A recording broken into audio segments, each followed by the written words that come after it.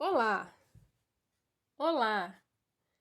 Eu sou a Francisca Suelen, aluna do curso de Licenciatura em Química pela Universidade Federal do Acre. Vou apresentar para vocês um trabalho sobre tecnologia inclusiva no ensino da Química, para a disciplina de Metodologia do Ensino de Química 3, orientado pelo professor Alcides Loureiro. Tecnologias inclusivas no ensino da Química. É um futuro promissor e espetacular. O que é a tecnologia assistiva? A tecnologia assistiva ou inclusiva é a área do conhecimento interdisciplinar que engloba os recursos, metodologias, estratégias, práticas, serviços que são utilizados com objetivos de ampliar a participação das pessoas com deficiência, tentando garantir a inclusão dessas pessoas, a autonomia e a independência e também a qualidade de vida. A tecnologia assistiva pode ser chamada de tecnologia de apoio, pois dispõe de dispositivos, técnicas e processos desenvolvidos diretamente para o público específico, que são os portadores de deficiência. A química é uma matéria muito complexa, que na nova BNCC ainda é obrigatória, e o tema exige muito do professor e do aluno. E é por isso que os professores precisam do auxílio de tecnologias de ensino, que podem ser qualquer item ou qualquer equipamento ou parte de equipamento. Qualquer recurso, produto, serviço que seja fabricado em série ou sob medida que possa ajudar a melhorar ou manter a capacidade funcional das pessoas com deficiência pode ser considerado tecnologia, assistiva.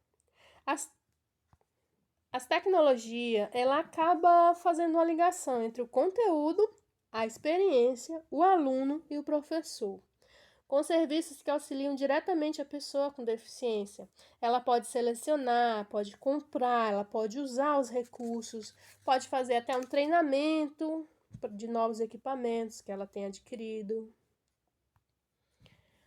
O conteúdo da química são extensos e são interdisciplinares, e eles envolvem principalmente a matemática e a física, exigindo um alto grau de entendimento.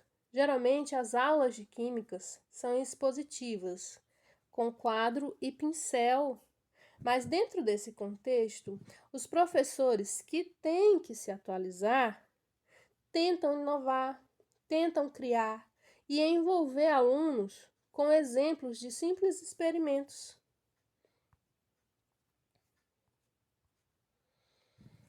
Veja bem, quando eu digo o professor tem que se atualizar, estou querendo destacar que o professor convencional tem tido muita dificuldade em aderir à utilização de ferramentas digitais, porque falta habilidade, falta conhecimento para que eles consigam manipular as plataformas, os softwares, os hardwares, e aí eles acabam se sentindo inseguros e incapazes. Porém, a tecnologia vem constantemente evoluindo. Ela oferece muitas opções de plataformas educacionais e acaba que na sala de aula esse professor ele vai se deparar com um aluno que sabe muito sobre tecnologia, porque é a era digital. As crianças de hoje estão na era digital. E para o professor não ficar para trás, ele vai ter que correr para aprender, para poder passar para frente aquilo que ele já sabe. No ensino da química, as ferramentas digitais podem estreitar os conceitos e os fenômenos, ampliando a percepção, como simuladores computacional, aplicativos de celulares. Todos esses são ótimas formas e alternativas de ensino na química. Olha, conhecendo os problemas encontrados no ensino da química, quais são esses problemas que a gente encontra no ensino da química? São as informações que são muito abstratas e não são palpáveis. Torna, assim, o entendimento complexo, para ser apresentado de uma forma tradicional, O aluno precisa ter uma imaginação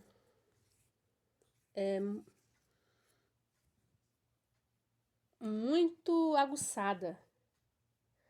E um conhecimento mediano, é claro, para conseguir visualizar a matéria no plano imaginário. E a gente também conhece os milagres da tecnologia e fica claro e animador que a necessidade de conectar o ensino analógico ao ensino digital seria mais ou menos assim: conectar o imaginário diretamente para ser visualizado através de simulações digitais. E desse ponto de vista, meu povo, a visualização fica muito mais fácil, né? Porém,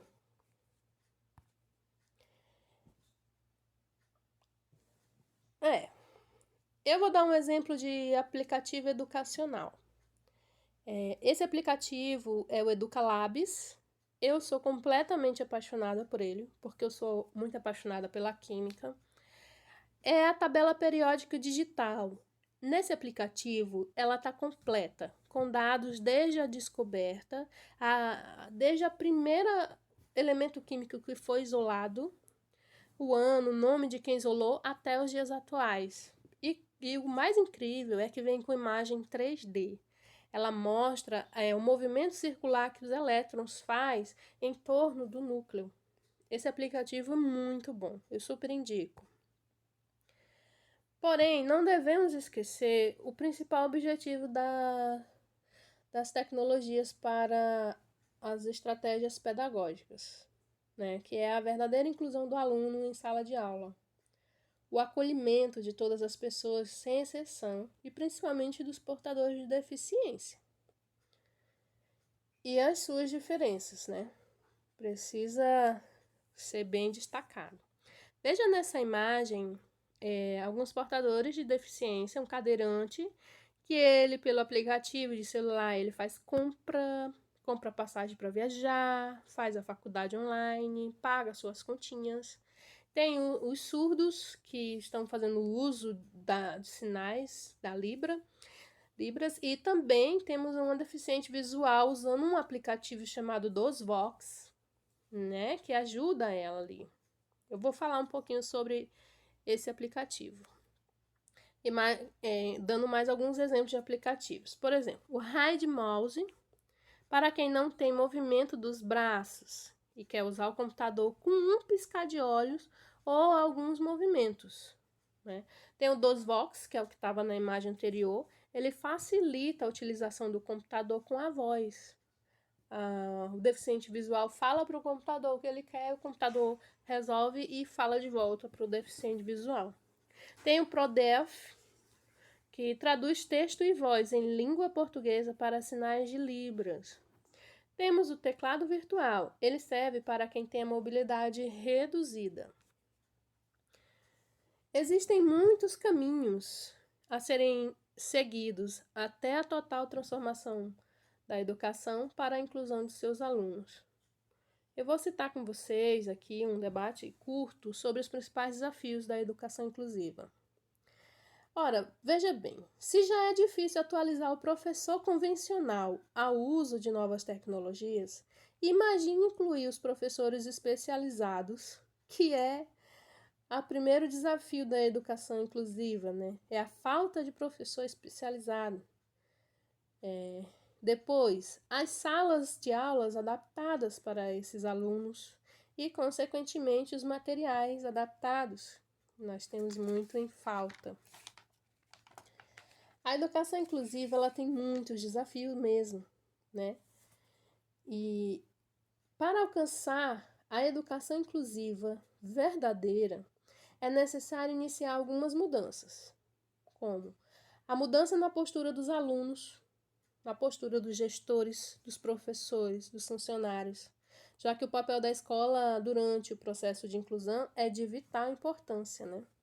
Pois vem dos gestores o esforço e os investimentos para que tudo isso aconteça.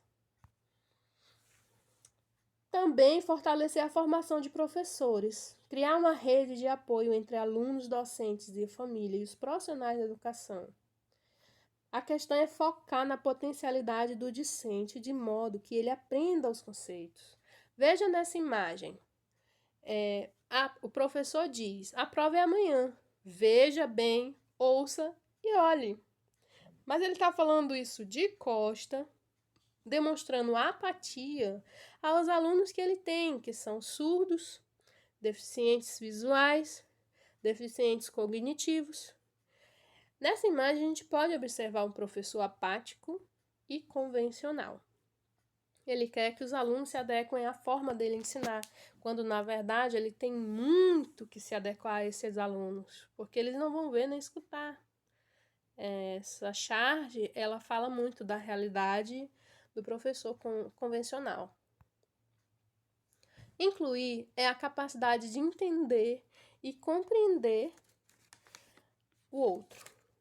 Esse autor é desconhecido, mas eu achei essa frase muito legal, né?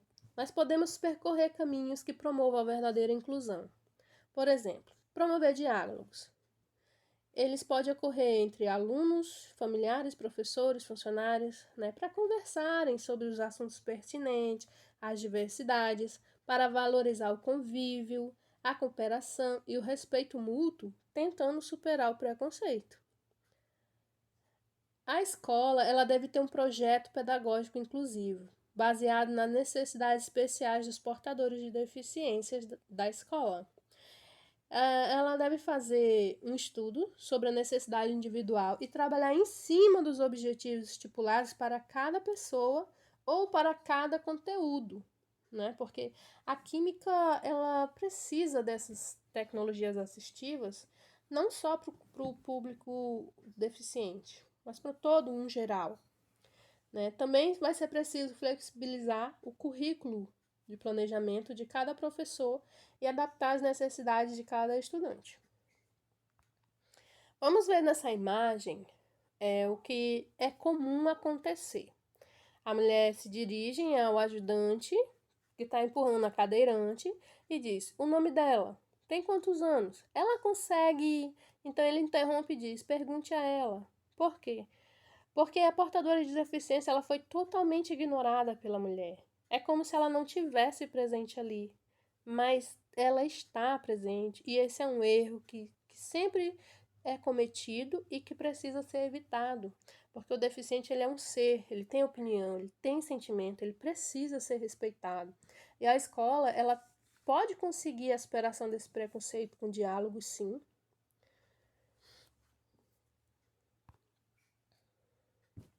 Veja bem, propor a utilização de tecnologias para o ensino de química dentro da educação exclusiva é muito promissor e é esperado que, além de incentivar o aprendizado, o desenvolvimento do aluno, também eles sejam habituados ao uso dessas tecnologias, à curiosidade, né? Pois se a gente considerar o cenário atual e imaginar um cenário pós-pandêmico, vamos acreditar que o ensino nunca mais será o mesmo.